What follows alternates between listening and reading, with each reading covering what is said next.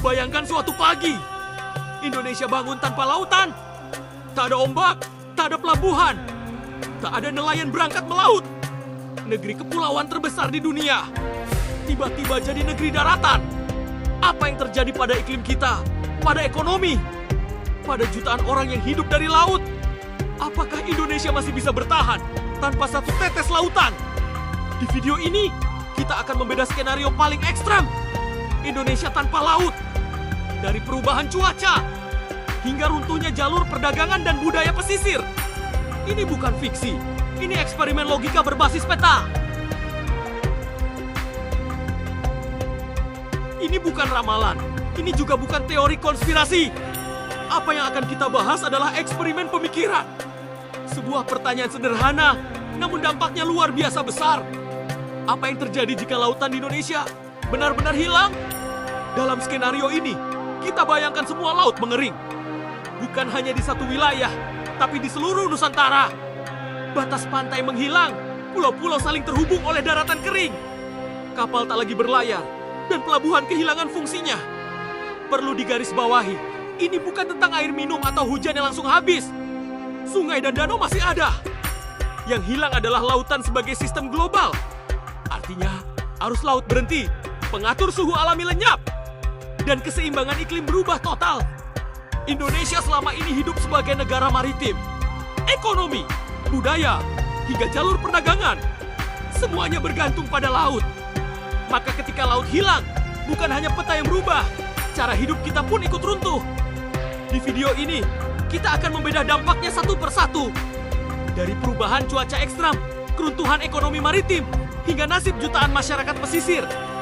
Semua akan kita lihat melalui peta, logika, dan data. Dan di akhir, kita akan bertanya satu hal penting. Apakah Indonesia masih bisa bertahan tanpa laut? Dampak pertama dan paling besar dari hilangnya lautan adalah perubahan iklim. Selama ini, laut berperan sebagai penyimpan panas terbesar di bumi. Ia menyerap panas matahari di siang hari, lalu melepaskannya perlahan. Tanpa laut, fungsi penyeimbang ini hilang.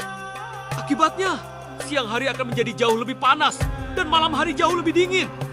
Perbedaan suhu ekstrem ini akan terjadi hampir di seluruh wilayah Indonesia. Bukan hanya suhu, pola angin juga berubah total. Selama ini, angin muson membawa hujan dari lautan ke daratan. Ketika laut menghilang, arah dan kekuatan angin pun ikut kacau. Musim hujan bisa datang terlambat, atau justru tak datang sama sekali. Beberapa wilayah, terutama Jawa dan Nusa Tenggara, akan mengalami kekeringan panjang. Sebaliknya, wilayah lain bisa menerima hujan ekstrem secara tak terduga karena awan kehilangan jalur alami pergerakannya. Tanpa laut, pembentukan awan hujan juga terganggu. Penguapan air berkurang drastis, langit menjadi lebih kering. Curah hujan tidak lagi stabil.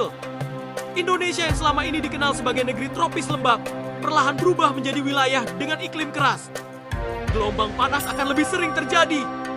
Risiko kebakaran hutan meningkat, lahan pertanian menjadi semakin rapuh. Pada malam hari, tanpa laut sebagai penahan suhu, udara bisa turun drastis. Wilayah dataran tinggi mengalami dingin ekstrem. Sementara wilayah dataran rendah tetap terpapar panas berkepanjangan. Perubahan iklim ini langsung berdampak pada kehidupan manusia. Ketersediaan air menurun, produktivitas pertanian anjlok, dan ketahanan pangan mulai terancam. Semua ini menunjukkan satu hal penting. Laut bukan sekadar pemisah pulau. Ia adalah penjaga keseimbangan iklim Indonesia. Dan ketika penjaga itu hilang, alam Nusantara tak lagi bekerja seperti yang kita kenal. Jika dampak iklim terasa di udara, maka dampak ekologi terasa langsung pada kehidupan. Indonesia adalah salah satu pusat keanekaragaman hayati laut terbesar di dunia. Terumbu karang, padang lamun, hingga hutan mangrove menjadi rumah bagi jutaan spesies. Namun dalam skenario ini, semua ekosistem itu lenyap. Terumbu karang mengering dan mati. Padang lamun berubah menjadi tanah tandus. Mangrove kehilangan air yang menopangnya. Bersamaan dengan itu, rantai makanan laut runtuh seketika. Plankton menghilang, ikan kehilangan sumber makanannya. Predator besar pun tak lagi punya tempat hidup. Kepunahan terjadi bukan dalam ratusan tahun, tetapi dalam hitungan hari dan minggu. Spesies laut endemik Indonesia menjadi yang paling terdampak. Banyak di antaranya tidak pernah hidup di tempat lain di bumi. Kehilangan laut berarti kehilangan mereka selamanya. Namun dampaknya tidak berhenti di laut. Hilangnya ekosistem pesisir ikut memukul ekosistem darat. Mangrove yang biasanya menahan erosi tak lagi berfungsi. Tanah pesisir menjadi rapuh dan mudah terkikis. Wilayah pantai yang dulunya subur perlahan berubah menjadi padang kering. Satwa liar darat kehilangan sumber makanan tambahan yang selama ini berasal dari laut. Burung laut tak lagi bermigrasi. Pola pergerakan hewan berubah. Keseimbangan alam terganggu. Tekanan terhadap ekosistem darat meningkat. Hutan ditebang untuk membuka lahan pertanian baru. Habitat satwa liar semakin menyempit. Konflik antara manusia dan satwa menjadi lebih sering terjadi. Indonesia dikenal sebagai negara dengan biodiversitas darat yang tinggi. Namun tanpa laut sebagai penyangga, tekanan terhadap keanekaragaman hayati menjadi berlipat ganda. Konservasi pun menghadapi dilema besar. Upaya penyelamatan spesies kehilangan ruang alami. Relokasi habitat membutuhkan biaya besar dan belum tentu berhasil. Dalam waktu singkat, Indonesia berpotensi berubah dari pusat keanekaragaman hayati dunia menjadi wilayah krisis ekologis. Semua ini mengingatkan kita pada satu hal. Laut bukan hanya sumber pangan, tetapi fondasi ekosistem Nusantara. Dan ketika fondasi itu runtuh, kehidupan di darat ikut goyah. Jika ekologi runtuh, maka ekonomi menyusul tak lama setelahnya. Indonesia adalah negara kepulauan yang disatukan oleh jalur laut. Lebih dari separuh distribusi barang nasional bergantung pada transportasi laut. Dalam skenario ini, jalur itu lenyap seketika. Pelabuhan berhenti beroperasi, kapal kehilangan fungsi. Rantai logistik nasional terputus, barang yang biasa dikirim murah lewat laut harus dialihkan ke jalur darat. Namun Indonesia tidak dibangun untuk logistik darat skala raksasa. Jalan dan rel belum siap. Biaya angkut melonjak tajam, harga pangan naik. Harga bahan baku industri ikut terdorong, inflasi menjadi tak terhindarkan. Wilayah yang selama ini bergantung pada pasokan laut mulai mengalami kelangkaan. Ikan sebagai sumber protein utama menghilang dari pasar. Industri pengolahan ikan kolaps, jutaan pekerja kehilangan mata pencaharian. Ekonomi pesisir lumpuh lebih dulu. Kota-kota pelabuhan seperti Jakarta, Surabaya, Makassar, dan Bitung kehilangan denyut ekonominya. Pelabuhan yang dulu ramai berubah menjadi kawasan mati, perdagangan internasional ikut terpukul. Indonesia kehilangan posisi strategisnya sebagai jalur perdagangan global. Ekspor melambat, impor menjadi mahal dan terbatas.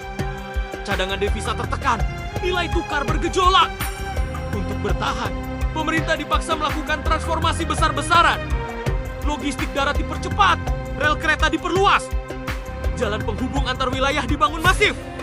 Namun semua itu membutuhkan waktu, dana besar, dan tenaga kerja terlatih.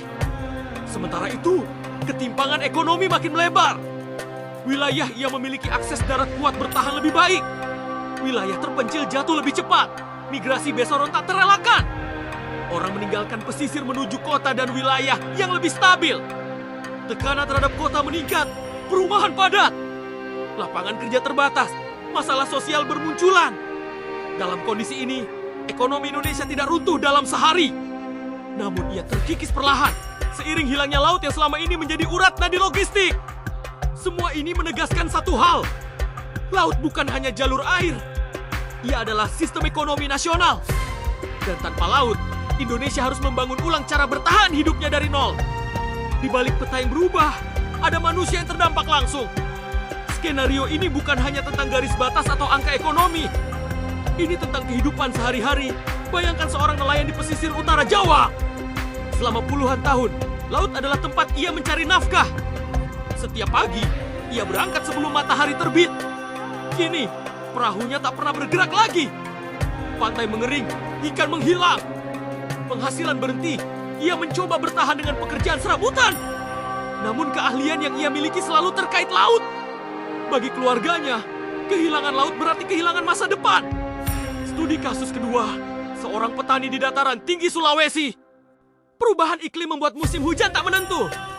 Tanaman yang dulu subur kini gagal panen. Air semakin sulit didapat, biaya produksi meningkat. Ia dipaksa memilih, bertahan dengan risiko gagal atau meninggalkan lahannya. Pilihan yang sama-sama berat. Studi kasus ketiga, sebuah kota kecil di bekas wilayah pesisir. Dalam waktu singkat, kota ini dipenuhi pendatang. Mereka adalah keluarga yang kehilangan rumah dan pekerjaan. Fasilitas kota kewalahan, air bersih terbatas. Lapangan kerja tak sebanding dengan jumlah penduduk. Ketegangan sosial mulai terasa. Namun di tengah krisis, muncul juga solidaritas. Warga membuka dapur umum, komunitas berbagi air. Relawan mengajar anak-anak pengungsi. Di situ kita melihat satu hal penting. Manusia selalu berusaha beradaptasi. Namun adaptasi memiliki batas tanpa kebijakan yang berpihak. Tanpa sistem perlindungan sosial, beban krisis jatuh pada mereka yang paling lemah. Studi kasus ini menunjukkan bahwa dampak terbesar dari hilangnya laut bukan pada peta, melainkan pada manusia. Dan pertanyaannya kini bukan lagi apakah Indonesia bisa bertahan tanpa laut, melainkan siapa yang paling menderita ketika laut itu hilang. Dari semua yang telah kita bahas, satu hal menjadi sangat jelas. Indonesia tanpa laut bukan sekadar perubahan peta. Ia adalah perubahan cara hidup. Iklim menjadi tak menentu, ekosistem runtuh, ekonomi kehilangan jalurnya, dan manusia menanggung dampaknya. Laut selama ini bukan hanya ruang kosong berwarna biru di peta. Ia adalah penyeimbang suhu, rumah bagi jutaan makhluk hidup, jalur logistik, dan sumber penghidupan. Ketika laut hilang, kita dipaksa menyadari betapa rapuhnya sistem yang kita anggap normal. Namun krisis juga memaksa manusia untuk berpikir ulang, beradaptasi, berinovasi, dan bekerja sama. Dalam skenario ekstrem ini, solusi tidak datang dari satu arah. Ia harus dibangun dari banyak sisi. Pertama, ketahanan air dan pangan menjadi prioritas utama. Pengelolaan air hujan, pertanian tahan iklim, dan teknologi pangan alternatif bukan lagi pilihan, melainkan kebutuhan. Kedua, transformasi ekonomi harus dipercepat. Ketergantungan pada satu sektor harus dikurangi. Industri berbasis darat, logistik baru, dan ekonomi lokal perlu diperkuat. Ketiga, perlindungan sosial tidak boleh tertinggal. Kelompok yang paling terdampak harus menjadi fokus utama kebijakan. Tanpa keadilan sosial, adaptasi hanya akan memperlebar ketimpangan. Dan yang paling penting, kita perlu belajar dari skenario ini. Bukan karena laut akan benar-benar hilang, tetapi karena krisis lingkungan bisa datang dalam banyak bentuk. Skenario ini mengingatkan kita bahwa menjaga laut berarti menjaga masa depan. Bukan hanya untuk ikan dan terumbu karang, tetapi untuk manusia itu sendiri. Karena selama laut masih ada, Indonesia masih utuh. Dan tugas kita hari ini adalah memastikan laut itu tetap hidup untuk generasi berikutnya. Bayangkan sebuah Indonesia yang berbeda. Bukan lagi Zamrud Khatulistiwa yang dikelilingi lautan biru, tapi sebuah daratan kering yang terisolasi. Pelabuhan-pelabuhan megah menjadi monumen bisu. Jutaan nelayan kehilangan mata pencaharian, dan tradisi bahari ribuan tahun lenyap seketika. Surga pariwisata bahari yang kita banggakan hanya tinggal cerita. Ekonomi runtuh, dan identitas kita sebagai bangsa maritim terkikis habis. Lebih dari separuh sumber protein hewani bangsa ini hilang dari meja makan kita. Indonesia tanpa laut terdengar mustahil. Tapi dari skenario inilah kita belajar betapa pentingnya laut bagi kehidupan kita hari ini. Karena peta bukan sekadar gambar wilayah. Ia adalah cerita tentang manusia, alam, dan masa depan. Jika kamu merasa video ini membuka sudut pandang baru, jangan lupa like dan subscribe. Tulis di kolom komentar, menurut kamu, apa yang paling hilang jika Indonesia kehilangan lautnya? Ini aku Peta, sampai jumpa di cerita peta berikutnya.